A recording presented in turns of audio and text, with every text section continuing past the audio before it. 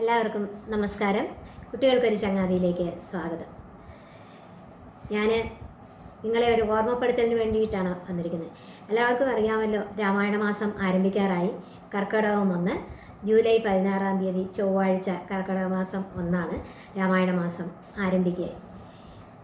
പലരും രാമായണം വായിക്കുന്നവരുണ്ടാവും അല്ലേ? ഇനി വായിക്കാത്തവരുണ്ടെങ്കിലും അവരോട് പറയുകയാണ്, രാമായണം വായിക്കാൻ നോക്കണം. കർക്കിടക മാസത്തിൽ 31 ദിവസം, ഇത്തവണ 32 ദിവസമാണെന്ന് തോന്നുന്നു. 32 ദിവസം കൊണ്ട് നമുക്കത് വായിച്ചു തീർക്കാം.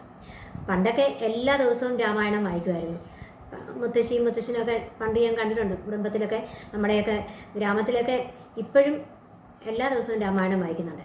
പക്ഷേ കർക്കിടക മാസത്തിൽ മാത്രമായി രാമായണം വായിക്കുന്നവരുമുണ്ട്.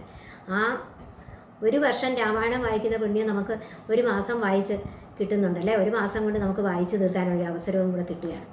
കർക്കിടക മാസത്തിലെ രാമായണം വായിക്കാവൂ എന്നൊന്നുമില്ല, എല്ലാ ദിവസവും രാമായണം വായിക്കാം. പക്ഷേ കർക്കിടക മാസത്തിൽ രാമായണം വായിക്കാൻ ഉള്ള സാഹചര്യം വന്നുപോയി. അതുകൊണ്ടാണ് അങ്ങനെ വായിച്ചു തുടങ്ങി. പിന്നെ അത് എല്ലാവരും കർക്കിടക മാസത്തിൽ രാമായണം വായിക്കുക. ഈ കർക്കിടക മാസത്തിൽ എന്താണ് കർക്കിടക മാസം തിരഞ്ഞെടുക്കാനുള്ള കാരണം എന്ന് നമുക്ക് നോക്കാം. കർക്കിടക മാസത്തിൽ നമ്മുടെ കേരളത്തിലെ കാലാവസ്ഥ മഴയും ഇടിയും മിന്നലും, എപ്പോഴും മഴയായിരിക്കും. എന്നിട്ട് വെള്ളപ്പൊക്കവും, അന്തരീക്ഷം തന്നെ ഒരു ഇരുട്ട് മൂടിയ അന്തരീക്ഷമാണ്. ഗ്രാമപ്രദേശത്തിലൊക്കെ പ്രത്യേകിച്ച് മരങ്ങളൊക്കെ ധാരാളം നിൽക്കുന്നതുകൊണ്ട് ഭയങ്കര ഇരുട്ടാണ്. നമുക്ക് തന്നെ ഇവിടെ ഈ വർഷം തന്നെ കണ്ടില്ലേ, ചില സമയത്തൊക്കെ പകലൊക്കെ ഭയങ്കര ഇരുട്ട് മൂടി.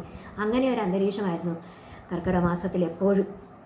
അതുപോലെ ഈ മഴയും വെള്ളപ്പൊക്കമൊക്കെ കാരണം ആൾക്കാർക്ക് പുറത്തിറങ്ങാൻ വയ്യാതായി, വേണ്ട രീതിയിൽ കൃഷി ചെയ്യാൻ പറ്റാതായി, ദാരിദ്ര്യം വന്നു തുടങ്ങി, രോഗം വന്നു തുടങ്ങി. അപ്പോൾ അതിൽ നിന്നൊക്കെ ഒരു രക്ഷ നേടാൻ വേണ്ടി, എല്ലാവർക്കും ഒരു ശാന്തി ലഭിക്കാൻ വേണ്ടി ഇങ്ങനെ വീട്ടിൽ തന്നെ കുത്തിയിരിക്കുക, ആഹാരത്തിന് തന്നെ ശരിക്കും നിവർത്തിയില്ല. അതുകൊണ്ടാണ് പഞ്ഞമാസം എന്ന് പറയുന്നത്. കാരണം നേരത്തെ നമുക്ക് കരുതി വെക്കാവുന്നതിന് ഒരു പരിധിയില്ല. അതൊക്കെ അല്ലേ കരുതാനൊക്കത്തുള്ളൂ. അതുകൊണ്ട് ഇലക്കറികൾ ധാരാളം ഉപയോഗിക്കുന്നത് നിങ്ങൾ ശ്രദ്ധിച്ചിട്ടുണ്ടോ? ആ സമയത്ത് മഴയൊക്കെ തോരുന്ന സമയത്ത് കുറേ ഇലക്കറികളൊക്കെ പറിച്ചുകൊണ്ട് വെക്കും. അല്ലാതെ കൃഷികളൊക്കെ നശിച്ചു പോകും. അപ്പോൾ ആ ഇലക്കറികളൊക്കെ പറിച്ചുകൊണ്ടാണ് നമ്മൾ തോരനും അതും ഇതൊക്കെ വെക്കുന്നത്. പിന്നെ ഉലുവാക്കഞ്ഞി അങ്ങനെയുള്ളതൊക്കെ, അതൊരു നമ്മുടെ വയറിനും നല്ലതാണ്. എന്നാൽ തണുപ്പ് ഒരുപാടുള്ള സമയത്ത് വയറും അസ്വസ്ഥമായിരിക്കും. ആ സമയത്ത് വയറിനും സുഖമുള്ള ഭക്ഷണ സാധനമാണ് നമ്മൾ കഴിക്കുന്നത്. അങ്ങനെ എല്ലാം കൊണ്ടും കർക്കിടക മാസം ഒരു ദുരിതം പിടിച്ച സമയമാണ്. ആ സമയത്ത് നമ്മുടെ മനസ്സിന് ശാന്തത ലഭിക്കാനും മനസ്സ് മറ്റ് വഴികളിലോട്ട് പോകാതിരിക്കാനുമായി കർക്കിടക മാസത്തിൽ രാമായണം വായന തുടങ്ങിയത്. അപ്പോൾ രാവിലെ സൂര്യൻ ഉദിച്ചു കഴിഞ്ഞ് രാമായണം വായിക്കും. ഉച്ചയോടുകൂടി അങ്ങനെ ത്രിസന്ധ്യകളിലും രാമായണം വായന നിർത്തും. ഉച്ചയ്ക്ക് രാമായണം വായന നിർത്തും. പിന്നെ ഊണ് കഴിഞ്ഞ് വായിക്കും. വൈകുന്നേരം സന്ധ്യയോടുകൂടി രാമായണം വായന നിർത്തും. പിന്നെ സന്ധ്യ കഴിഞ്ഞ് വായിച്ചാൽ അസമയമാകുന്നതിന് മുമ്പ് നിർത്തും. പാതിരാത്രിക്കൊന്നും രാമായണം വായിക്കത്തില്ല, അതിന് മുമ്പ് നിർത്തും. അങ്ങനെ രാമായണം വായിക്കും. അപ്പോൾ അതിലോട്ടാവും നമ്മളുടെ ചിന്തകൾ. അതുപോലെ ഈ നാമമന്ത്രങ്ങൾ അന്തരീക്ഷത്തിലേക്കൊക്കെ വ്യാപിക്കുമ്പോൾ അത് അതിസൂക്ഷ്മമായ ദുരിതങ്ങൾ, ദോഷങ്ങൾ, അതിനെയൊക്കെ ഒരു പരിധി വരെ മാറ്റാനും കഴിയും ഈ മന്ത്രാക്ഷര ബലമുള്ള നാമശബ്ദങ്ങൾക്കെന്നാണ് പറയുന്നത്. അതുകൊണ്ട് നമ്മുടെ പൂർവികർ അങ്ങനെ കർക്കിടക മാസത്തിൽ രാമായണം വായനയ്ക്ക് തിരഞ്ഞെടുത്തത്. അതുകൊണ്ട് കർക്കിടക മാസത്തിലെ രാമായണം വായിക്കാവുന്നില്ല, എന്നും രാമായണം വായിക്കാം.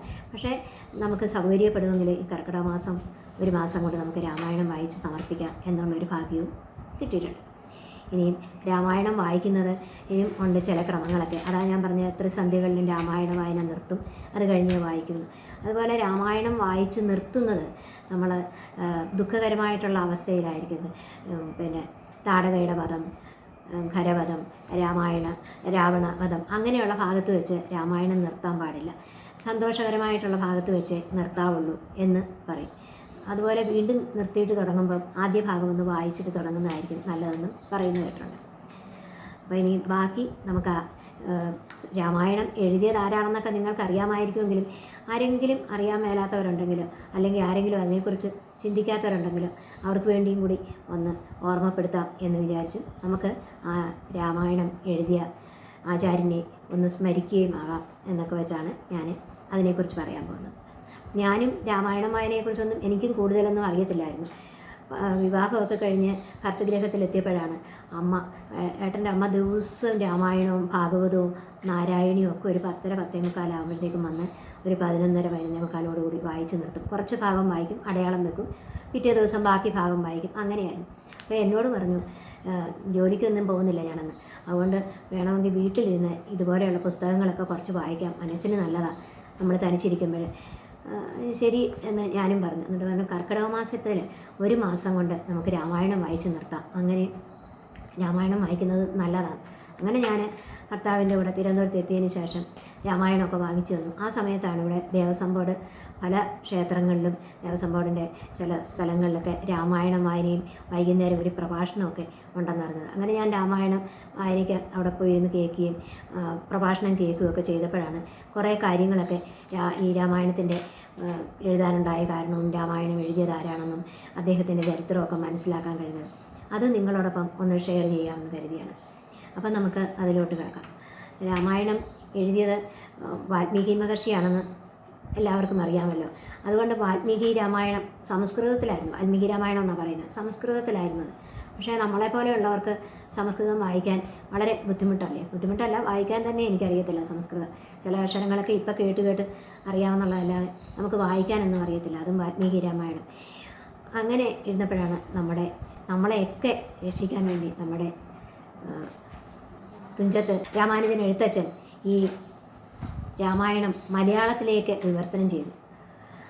ആ വാൽമീകി രാമായണത്തിൻ്റെ ഭംഗി അല്ലെ അതിൻ്റെ പൊരുൾ ഒട്ടും ചോർന്നു പോകാതെ അതിനെ പൂർണ്ണമായി ഉൾക്കൊള്ളിച്ചുകൊണ്ട് അധ്യാത്മരാമായണം എന്ന പേരിൽ അദ്ദേഹം മലയാളത്തിലേക്ക് തർജ്ജമ ചെയ്തു. ആ അധ്യാത്മരാമായണമാണ് നമ്മളെല്ലാവരും ഇപ്പോൾ കൂടുതലും വായിക്കാറുള്ളത്. സംസ്കൃതം വായിക്കുന്നവരുമുണ്ട്, എങ്കിലും നമ്മളെപ്പോലുള്ളവർക്ക് വളരെ ലളിതമായ രീതിയിലുള്ള അധ്യാത്മരാമായണം വന്നിട്ടുണ്ട്. അതാണ് നമ്മളെല്ലാം വായിക്കാറുള്ളത്. ഈ രാമായണത്തിന് എത്ര കാണ്ഡങ്ങളുണ്ടെന്ന് അറിയാമല്ലോ അല്ലേ? ആ രാമായണത്തിലെ 6ാമത്തെ അവതാരമാണ് ശ്രീരാമൻ്റെ അവതാരം. രാമായണം എഴുതാനുണ്ടായ കാരണം പറയുന്നുണ്ട്. വാൽമീകി മഹർഷി ഒരിക്കൽ തമസാ നദിയുടെ തീരത്ത് സന്ധ്യാവന്ദനത്തിനായിട്ട് പോകുമ്പോൾ അവിടെ ഒരു വൃക്ഷത്തിൻ്റെ ചില്ലയിൽ 2 ക്രൗഞ്ച പക്ഷികൾ, അതായത് ഇണപ്പക്ഷികളിരുന്ന് അവർ പ്രേമസല്ലാപം നടത്തുകയാണ്. അപ്പോൾ അതുവഴി ഒരു വേടൻ വന്നു. ആ വേടൻ തൻ്റെ അമ്പെടുത്ത് തനിക്കുള്ള ഭക്ഷണമായല്ലോ എന്ന് കരുതി ആ പക്ഷിയെ അമ്പ ചെയ്ത് വീഴ്ത്താൻ ശ്രമിച്ചു. അപ്പോൾ ഇത് കണ്ട് മഹർഷി അരുത് എന്ന് പറഞ്ഞപ്പോഴത്തേക്കും തന്നെ ആ പറയാനായിട്ട് ഭാവിച്ചപ്പോൾ തന്നെ അതിലെ ഒരു പക്ഷിയെ വേടൻ അമ്പ ചെയ്ത് താഴെ വീഴ്ത്തി കഴിഞ്ഞു.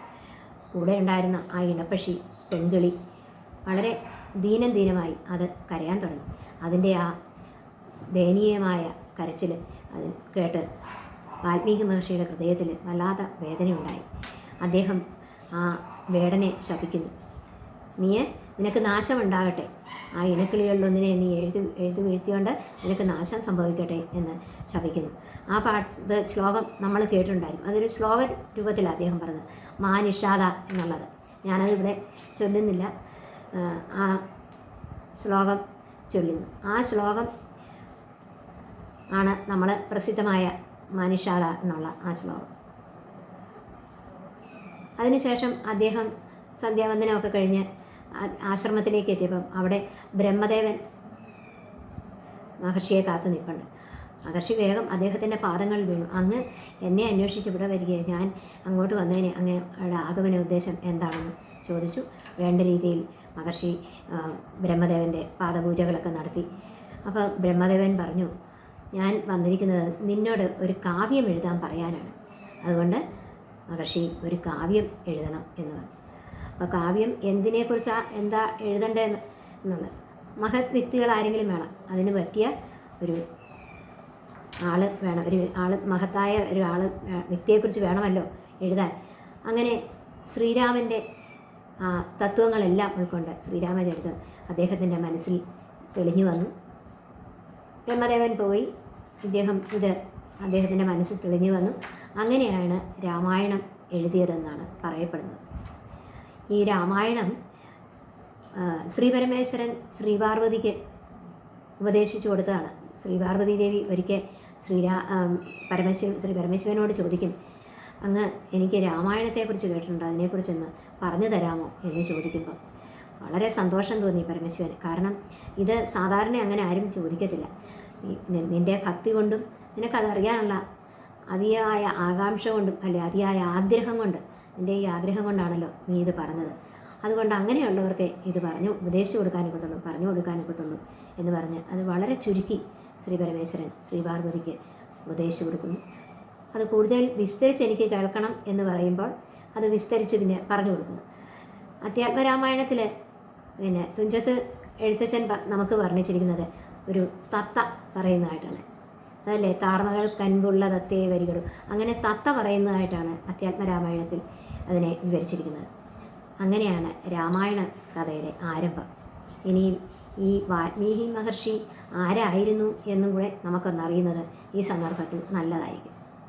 പലരും കേട്ടിട്ടുണ്ടാകും, എങ്കിലും ഉണ്ടെങ്കിൽ അവർക്ക് കേൾക്കാമല്ലോ, നമുക്ക് ഒന്ന് സ്മരിക്കുകയുമാകാം. വാൽമീകി മഹർഷി പണ്ട് രത്നാകരൻ എന്ന ഒരു കാട്ടാളനായിരുന്നു.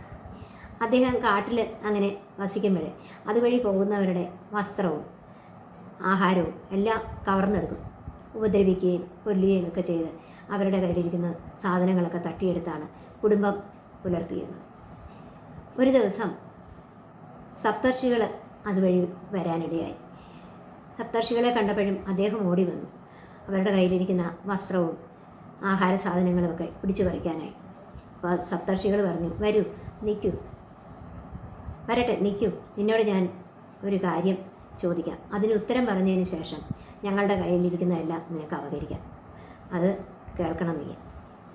എന്തായാലും എന്തോ ആ രത്നാകരൻ എന്ന കാട്ടാളൻ അത് സമ്മതിച്ചു. പറയും, നീ ഇങ്ങനെ എല്ലാവരെയും കൊന്നും ഉപദ്രവിച്ചും അവരുടെ കയ്യിലിരിക്കുന്ന സാധനങ്ങളെല്ലാം അപകരിച്ചു കൊണ്ടുപോയി നിൻ്റെ കുടുംബം പുലർത്തുന്നുണ്ടല്ലോ. ആ കുടുംബത്തോട് നിന്ന് നീ ചോദിക്കണം, നീ ചെയ്യുന്നത് ഒരു പാപകർമ്മമാണ്. അതുകൊണ്ട് നീ ചെയ്യുന്ന ഈ പാപകർമ്മത്തിൻ്റെ ഫലം അനുഭവിക്കാൻ അവരും കൂടെ ബാധ്യസ്ഥരാണ്. അത് അവർ തയ്യാറാണോ എന്ന് നീ ചോദിക്കണം. എന്നിട്ട് അതിൻ്റെ മറുപടി നീ ഞങ്ങളോട് വന്ന് പറയണം. അതുവരെ ഞങ്ങൾ ഇവിടെ തന്നെ നിൽക്കും. അത് കഴിഞ്ഞ് നിനക്ക് ഞങ്ങളുടെ കയ്യിലിരിക്കുന്ന സാധനങ്ങളൊക്കെ എടുക്കാം, ഞങ്ങൾ ഇവിടുന്ന് പോകത്തില്ല എന്ന് നിനക്ക് ഉറപ്പ് തരുന്നു. നീ ഞങ്ങളെ വിശ്വസിക്കാം, നിനക്ക് പൂർണ്ണമായും ഞങ്ങളെ വിശ്വസിക്കാം. നീ ചിരിച്ചു വരുന്നത് വരെ ഞങ്ങൾ ഇവിടെ തന്നെ ഉണ്ടാകും.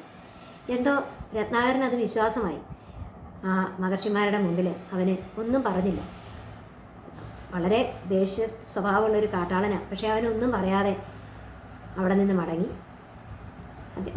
രത്നാകരൻ്റെ വീട്ടിൽ ചെന്നു ഭാര്യയോട് ചോദിച്ചു. ആദ്യം ഇങ്ങനെ ഞാൻ വന്നിരിക്കുന്ന ഇന്ന കാര്യത്തിനാണ്, ഞാനിങ്ങനെ കഷ്ടപ്പെട്ടും എല്ലാവരെയും ഉപദ്രവിച്ചും കൊന്നും എല്ലാം കൊണ്ടുവരുന്ന ഈ ആഹാര സാധനങ്ങളും വസ്ത്രങ്ങളും ഒക്കെ നിങ്ങളും ഉപയോഗിക്കുന്നുണ്ടല്ലോ. എനിക്കുള്ള വരുന്ന ഇത് പാപമാണെന്നാണ് പറഞ്ഞത്. ഈ പാപത്തിൻ്റെ ഫലം അനുഭവിക്കാൻ നിങ്ങളും തയ്യാറാണോ? ഞങ്ങൾ തയ്യാറല്ല. ഞങ്ങളെന്തിനാണ് ചെയ്യുന്നത്? അങ്ങല്ലേ ഇതൊക്കെ ചെയ്യുന്നത്. അങ്ങ് ചെയ്യുന്ന കർമ്മത്തിൻ്റെ ഫലം അങ്ങ് അനുഭവിക്കണം. താൻ ചെയ്യുന്ന കർമ്മത്തിൻ്റെ ഫലം താൻ തന്നെ അനുഭവിക്കണം, അല്ലാതെ ഞങ്ങൾ അനുഭവിക്കേണ്ട ആവശ്യമില്ല. അതുകൊണ്ട് ഞങ്ങളാരും ഇതിന് കൂട്ടു നിൽക്കത്തില്ല. മക്കളും പറഞ്ഞു, ഞങ്ങളാരും ഇതിന് കൂട്ടു നിൽക്കത്തില്ല. അച്ഛൻ ചെയ്യുന്നതിൻ്റെ ഫലം അച്ഛൻ അനുഭവിക്കണം. അവർക്കും നിങ്ങൾക്ക് വേണ്ടിയും കൂടെ അല്ലേ ഞാനിതൊക്കെ കൊണ്ടുവരുന്നത്, ഞങ്ങളല്ലല്ലോ, അച്ഛനല്ലേ ഇതൊക്കെ ചെയ്യുന്നത്. അദ്ദേഹം ഒന്നും മിണ്ടിയില്ല. അദ്ദേഹം തിരിച്ച് മഹർഷിമാരവിടെ നിൽപ്പുണ്ടെങ്കിൽ അവരോട് പറയാം എന്ന് വിചാരിച്ച് തിരിച്ചു മടങ്ങി വരുന്ന വഴി അദ്ദേഹത്തിൻ്റെ ചിന്ത ഇതായിരുന്നു, ഞാൻ ഇത്രയും കഷ്ടപ്പെട്ടൊക്കെ ചെയ്ത് ദുരിതങ്ങളൊക്കെ അനുഭവിച്ച് ചെയ്തിട്ട് അവർക്ക് ആർക്കും അല്പം പോലും ദയ തോന്നിയില്ലല്ലോ. അവരാരും എൻ്റെ ഈ പാപത്തിൻ്റെ ഫലം ഏറ്റെടുക്കാൻ തയ്യാറല്ലല്ലോ. മനസ്സിന് ഒരു ചാഞ്ചല്യം വന്നു തുടങ്ങി, മനസ്സിന് എന്തൊക്കെയോ ചിന്തകൾ വന്നു തുടങ്ങി. ഏതായാലും മഹർഷിമാർ നിൽക്കുന്ന സ്ഥലത്തെത്തി. പറഞ്ഞ പോലെ തന്നെ മഹർഷിമാരവിടെ നിൽപ്പുണ്ട്. കണ്ടപ്പോഴേ രത്നാകരൻ്റെ മനസ്സ് മഹർഷിമാരുടെ അടുക്കിലേക്ക് എത്തുന്തോറും മനസ്സ് മാറിക്കൊണ്ടിരിക്കുകയാണ്. അവൻ കൂപ്പുകൈകളോടെ വന്ന് അവരുടെ പാദത്തിൽ നമസ്കരിച്ചിട്ട് പറഞ്ഞു, എൻ്റെ ഭാര്യയും മക്കളും ഒന്നും ഞാൻ ചെയ്യുന്ന ഈ പാപത്തിൻ്റെ ഫലം അനുഭവിക്കാൻ തയ്യാറല്ല. അവർ പറഞ്ഞത് താൻ ചെയ്യുന്ന കർമ്മത്തിൻ്റെ ഫലം താൻ തന്നെ അനുഭവിക്കണമെന്നാണ് എന്നത്. ശരി, അങ്ങനെയാണെങ്കിൽ നിനക്ക് ഞങ്ങളുടെ വസ്ത്രവും ആഹാര സാധനങ്ങളും ഒക്കെ കൊണ്ടുപോകാൻ, എന്തായാലും നീ ആ ചോദ്യത്തിന് മറുപടിയുമായി എത്തിയല്ലോ എന്ന് പറഞ്ഞു. വേണ്ട, ഞാനിനി ഇങ്ങനെയുള്ള ദുഷ്കർമ്മങ്ങളൊന്നും ചെയ്യുന്നില്ല. ഞാനും നിങ്ങളുടെ കൂടെ കൂടുകയാണ്. നിങ്ങളുടെ കൂടെ എന്നെ കൂടെ കൊണ്ടുപോകാൻ നിങ്ങൾ അനുഗ്രഹിക്കണം, എന്നെ കൂടെ കൊണ്ടുപോകണം എന്ന് പറഞ്ഞ് രത്നാകരനും ആ മഹർഷിമാരുടെ കൂടെ പോകാൻ തയ്യാറായി. അപ്പോൾ മഹർഷിമാർ പറഞ്ഞു, ഇപ്പം വേണ്ട, ഞങ്ങൾ അത്യാവശ്യമായി ഒരു സ്ഥലം വരെ പോവുക, കുറച്ച് നാൾ കഴിഞ്ഞേ തിരിച്ചു വരത്തുള്ളൂ. അപ്പോൾ അതുവരെ നീ ഇവിടെ ഇരുന്ന് നാമങ്ങൾ ജപിച്ചോളൂ, നിനക്ക് എങ്കിൽ എനിക്കൊരു മന്ത്രം ഉപദേശിച്ചു തരണം എന്ന് പറഞ്ഞു. ശരി, അങ്ങനെയാണെങ്കിൽ ഞങ്ങളൊരു മന്ത്രം ഉപദേശിച്ചു തരാം. ഞങ്ങൾ വരുന്നത് വരെ നീ ആ മന്ത്രം ജപിച്ചുകൊണ്ട് ഇവിടെ വസിക്കണം, ഞങ്ങൾ ഇവിടെ എത്തിത്തരും നിൻ്റെ അടുക്കൽ എന്ന് പറഞ്ഞു. ശരി എന്ന് പറഞ്ഞു. ഭഗവാന്റെ, ഞാൻ കേട്ടിരിക്കുന്നതാണ്, ഭഗവാന്റെ നാമങ്ങൾ നീചനായ ഒരാൾ അല്ലേ ഇങ്ങനെ എല്ലാവരെയും ഉപദ്രവിക്കുകയൊക്കെ ചെയ്യുന്ന ഒരു നീച സ്വഭാവമുള്ള ആൾ പെട്ടെന്ന് ഭഗവത് നാമം ജപിക്കണ്ട എന്ന് കരുതിയാണ് ഈ വാൽമീകി മഹർഷിയോട്, അതായത് രത്നാകരനോട് സപ്തർഷികൾ പറഞ്ഞു, മര മര എന്ന് ജപിച്ചുകൊണ്ട് നീ ഇവിടെ ഇരിക്കൂ, ഞങ്ങൾ വരുന്നത് വരെ എന്ന് പറഞ്ഞു. അങ്ങനെ രത്നാകരൻ മര മര എന്ന് ജപിച്ചുകൊണ്ടിരുന്നു. നിങ്ങളൊന്ന് നോക്കണം, മര മര എന്ന് ജപിച്ചാൽ എങ്ങനെയാകും എന്ന് നിങ്ങളൊന്ന് ശ്രദ്ധിച്ച് നോക്കിയാൽ അറിയാം. നിങ്ങളൊന്ന് പറഞ്ഞു നോക്കണം, മര മര. അപ്പം എന്താ വരുന്നതെന്നുള്ളത് നിങ്ങൾ ആ കമൻറ്റിലൊന്ന് എഴുതണം. നിങ്ങൾക്ക് എന്താണ് അപ്പോൾ കിട്ടിയതെന്നുള്ളത് ഒന്ന് എഴുതണം. അങ്ങനെ മഹർഷിമാർ തിരിച്ചു വന്നപ്പോൾ രത്നാകരൻ ഇരിക്കാൻ പറഞ്ഞ വൃക്ഷത്തിൻ്റെ ചുവട്ടിൽ ആരെയും കാണുന്നില്ല, രത്നാകരനെ കാണുന്നില്ല. അവിടെ എന്തു പറ്റി, രത്നാകരനെ കാണുന്നില്ലല്ലോ, അവൻ പോയെന്നാണ് തോന്നുന്നത്, അവന് നമ്മൾ പറഞ്ഞത് അനുസരിച്ചെന്ന് തോന്നുന്നില്ല. അപ്പോഴാണ് അവിടെ ഒരു ചിതൽ പുറ്റ് കണ്ടു. ഉടനെ ഒന്ന് രണ്ട് മഹർഷിമാർ പറഞ്ഞു, ഇതാ അവിടെ അവൻ ഇരിക്കാൻ പറഞ്ഞ സ്ഥലത്തൊരു ചിതൽപ്പുറ്റുണ്ടല്ലോ. വേഗം അവരവിടെ ചെന്നു. ആ ചിതൽപ്പുറ്റിൻ്റെ അടുക്കലൊക്കെ ചെന്ന് നോക്കിയിട്ട് അതേ പതുക്കെ ഒന്ന് തട്ടിയപ്പം ആ ചിതൽപ്പുറ്റൊക്കെ താഴോട്ട് വീണു. ആ ചിതൽപ്പുറ്റിൽ താഴെ വീണ് കഴിഞ്ഞപ്പം അവിടെ അതാ ജടയും താടിയും മുടിയും ഒക്കെ വളർത്തി ഒരു രൂപം. സൂക്ഷിച്ചു നോക്കിയപ്പോൾ അത് രത്നാകരൻ തന്നെയാണെന്ന് മനസ്സിലായി. വളരെ തേജസ്വിയായ ഒരു മുഖമാണ് അന്നേരം രത്നാകരൻ്റേത്. ആ ചിതൽപ്പുറ്റിനെ വാൽമീകം എന്ന് പറയും. വാൽമീകത്തിൽ നിന്ന് പുറത്തു വന്നതുകൊണ്ട് ആണ് അദ്ദേഹത്തിന് പേരിട്ടു വാൽമീകി എന്ന്. നിനക്ക് ഭഗവാന്റെ അനുഗ്രഹം ഉണ്ടായിരിക്കുന്നു, ഈ വാൽമീകത്തിൽ നിന്ന് പുറത്തു വന്നതുകൊണ്ട് ഞങ്ങൾ നിന്നെ വാൽമീകി എന്നാണ് ഇനിയും നീ അറിയപ്പെടുന്നത്. ആ നാമത്തിലായിരിക്കും അറിയപ്പെടുന്നത്. നീ കുറച്ച് നാളുകളും കൂടി ഭഗവാനെ ഭരിച്ചുകൊണ്ട് ഇവിടെ തന്നെ കഴിയുക, നിനക്ക് അവസാനം മോക്ഷം കിട്ടും എന്ന് പറഞ്ഞ് സപ്തർഷികൾ മടങ്ങിപ്പോയി എന്നാണ് പറയുന്നത്. അങ്ങനെയാണ് ഈ രത്നാകരൻ എന്ന കാട്ടാളൻ വാൽമീകി മഹർഷിയാകുന്നതും ഇത്രയും വലിയൊരു കാവ്യം രചിക്കാൻ ഇടയായതുമൊക്കെ. ആദ്യ കാവ്യമായ രാമായണം രചിച്ചത് അങ്ങനെയാണെന്നാണ് പറയുന്നത്. അപ്പം നമുക്ക് ഇത്രയും രാമായണത്തിൽ നിന്നൊക്കെ മനസ്സിലാക്കാനുണ്ടായിരുന്നതാണ്. അത് ഞാൻ നിങ്ങളോടൊപ്പം ഷെയർ ചെയ്യുന്നു. ഇനിയും ബാക്കി ഭാഗവുമായി അടുത്ത ദിവസം വരുന്നതായിരിക്കും. എല്ലാവർക്കും നമസ്കാരം.